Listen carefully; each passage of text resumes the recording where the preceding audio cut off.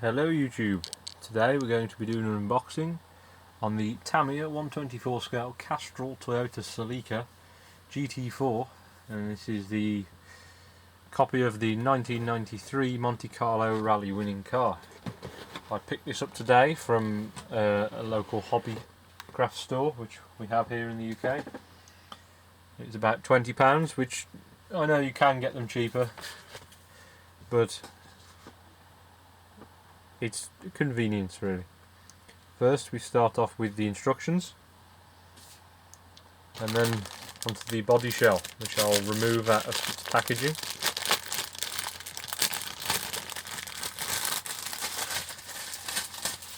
Now I thought they might use the standard celica shell on this kit, but it turns out that the wider arches and all of the bonnet details plus the pop-up lights are moulded in, which I thought at least the bonnet may have been an add-on for this kit. We have in the next bag, we have a set of 5 racing slicks and some mesh. A bit unsure to why racing slicks on a rally kit, but I could be completely wrong with thinking about this car because I have not seen it in person. Next we have all of the fog lights. I think they're corner lights, more fog lights, corner lights, rear lights, some Michelin tyre lettering and the normal window for the Celica model. Next is in a big bag is all of the rest of the parts. On this first one we see that there is 5 wheels, 4 for the car, more likely 1 to be a spare. Some type of bulge, maybe like a roof or bonnet vent. We have the fog lights for the windscreen on the cover, and then look at the size of these shocks here. So this must sit higher than the standard Celica kit, and that must be how they do it. I thought some kits come with spacers, which I haven't seen in the past. I thought this might be the same, but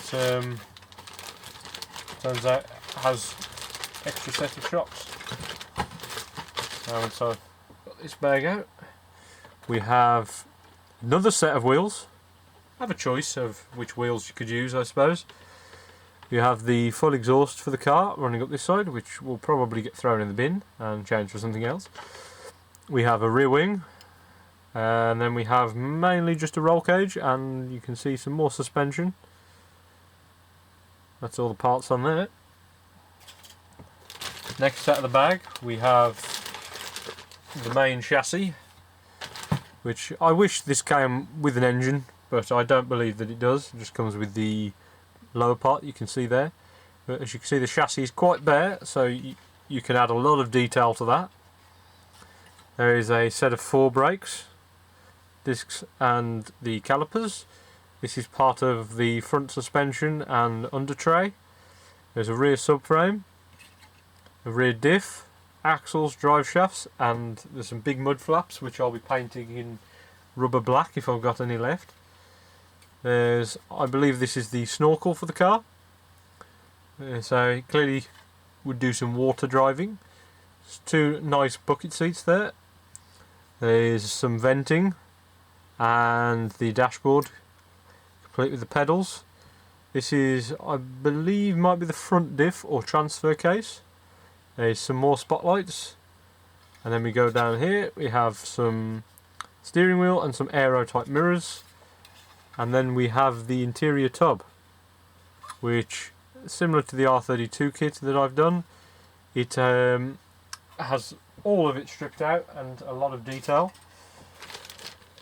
And last thing we have in here is the decal sheet, which, well, there's 2 different numbers. You can choose 3 or 7, so that must be the different wheels, must be to do between 2 slightly different cars. But as you can see, you have all the harnesses and the belts, and you have all the different colours, because this kit will be base sprayed in white, and then the decals shall be put on top and then maybe clear coated over just to give them a bit of protection.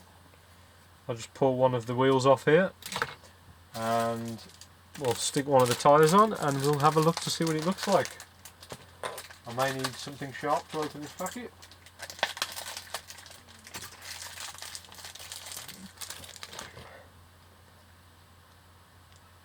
I have to say I do like the wheels that come with this kit. I'm more likely to go for these 5-spoke. Remind me more of tarmac style wheels, which is probably explains the slick tyres. And this kit will be built more than likely as it should be, with maybe some slight modifications to a few areas. I usually end up having to change an exhaust just because that's what I do. But it'll be exciting to see what this looks like when it's built. I haven't actually seen one of these kits built in person. I've seen them online and they look quite good. So you might see this kit pop up again on here. If not, check out my builds on there's a few on scaledworld.net if you don't follow that, and also on Instagram, which is Liam_Murrin_88CTE. And please don't forget to like, subscribe if you want to see more unboxings, or I also do tutorials on 1/24 scale and other scale models. And comment to let me know what you think, or if I've done anything wrong, or if you want to see any particular types of videos, comment, let me know. I'll see if I can do them and I'll display them on here. Thank you very much for watching.